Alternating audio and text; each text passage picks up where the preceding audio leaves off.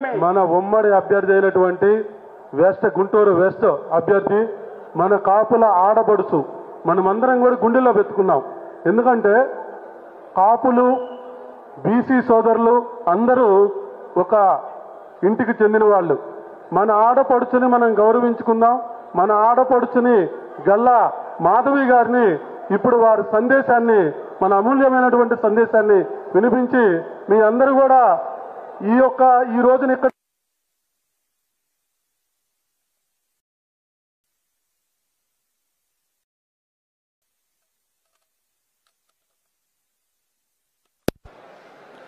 వేదికను అలంకరించిన అతిరథ మహారథులందరికీ పేరు పేరున నమస్కారం.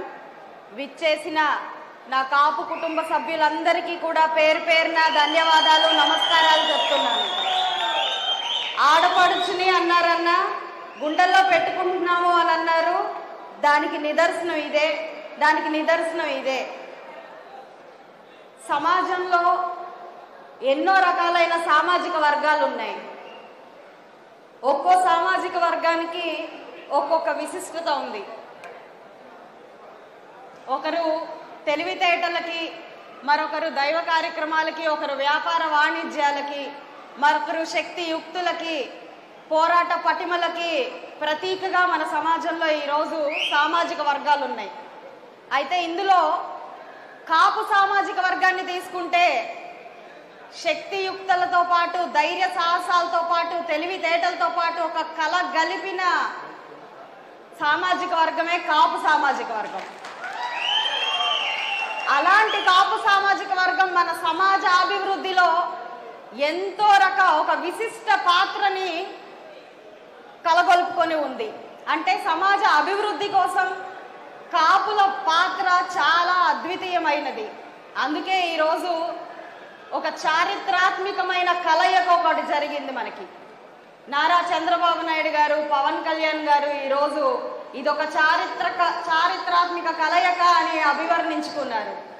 అయితే రాష్ట్రానికి ఇది చారిత్రాత్మకమైన అవసరంగా నేను భావిస్తూ ఉన్నాను.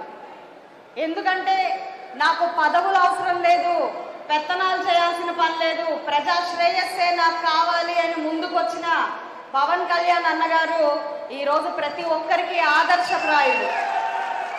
అలాంటి ఆదర్శమూర్తుల్ని స్ఫూర్తిగా తీసుకునే వ్యక్తులలో ముందు వరుసలో ఉన్న వ్యక్తిని నేను. ఎందుకంటే నేను కూడా ఈరోజు సమాజ సేవ కోసం మాత్రమే ఈ రాజకీయ రంగ ప్రవేశం చేశాను. కానీ నాకు కూడా పదవాపేక్ష లేకపోతే పెత్తనం చేయాలనే ఆలోచన ఏమాత్రం లేనే లేదు. ఇక్కడ ఎందరో పెద్దలు గౌరవ మర్యాదల గురించి అడిగారు. మీరు ఒక్క మాట, ఒకే ఒక విషయాన్ని మీరు దృష్టిలో పెట్టుకోవాల్సిందిగా నేను మనవి చేసుకుంటున్నాను ప్రతి ఒక్కరిని. ఇద్దరు వ్యక్తుల పట్ల, లేదంటే రెండు పార్టీల పట్ల, లేకపోతే ఇది ఒక అధికార ప్రతినిధుల పట్ల జరిగే పోరాటం కాకుండా వ్యక్తిత్వాల పట్ల జరిగే పోరాటంగా మీరు భావించాలి, దీన్ని స్వీకరించాలి అని కోరుకుంటున్నాను.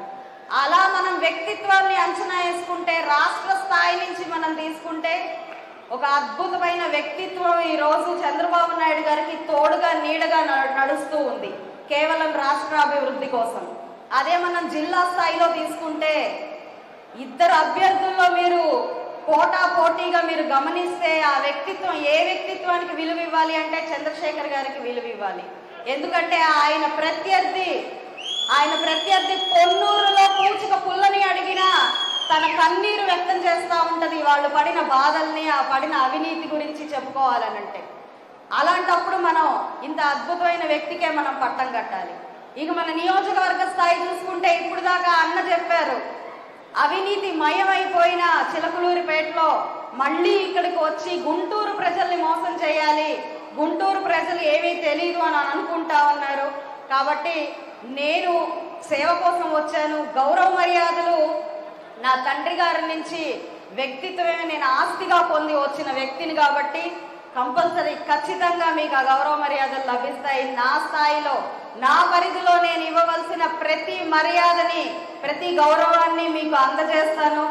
మిమ్మల్ని నేను మీ చెంతకే వచ్చి మీకోసం నేను నిలబడతానన్నా ఈ సభాపూర్వకంగా చెప్తున్నాను.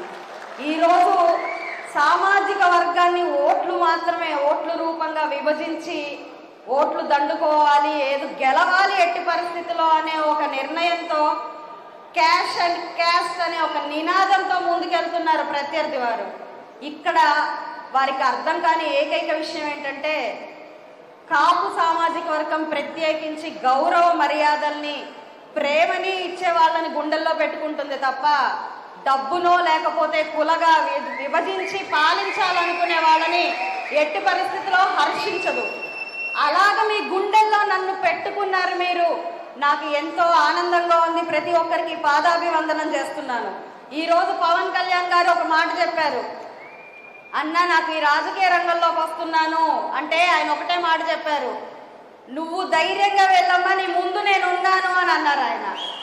అలాగే వీర మహిళలు ఎంతమంది ఉన్నా సమాజ శ్రేయస్సు కోసం బయటకు వచ్చే ఏ మహిళ అయినా ఆయన ముందు అన్న ఉన్నాడు.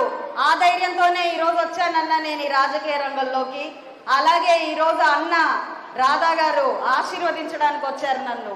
చాలా చాలా ధన్యవాదాలు అన్న. ఒక్క మాట అడిగాను నేను, నా కోసం వచ్చినందుకు చాలా చాలా కృతజ్ఞురాలన్నా. నేను నన్ను ఆశీర్వదించడానికి వచ్చి నాకు ఇంతటి అద్భుతమైన అవకాశాన్ని ఇచ్చి నా ఈ కాపు కుటుంబ సభ్యులందరినీ పరిచయం చేసుకునేలా చేసిన పెద్దలందరికీ పేరు పేరున ధన్యవాదాలు చెప్తూ నన్ను ఆశీర్వదించాల్సిందిగా కోరుకుంటూ, మన ఈ రాష్ట్ర అభివృద్ధిలో మన సత్తా ఏంటో చూపించాలి అనే ఒక నినాదంతో మనం ముందుకు వెళ్తూ ప్రతి ఒక్కరం మనం ఈ అభివృద్ధిలో మన పిల్లల భవిష్యత్తు కోసం నిలబడదామని కోరుకుంటూ సెలవు తీసుకుంటున్నాను.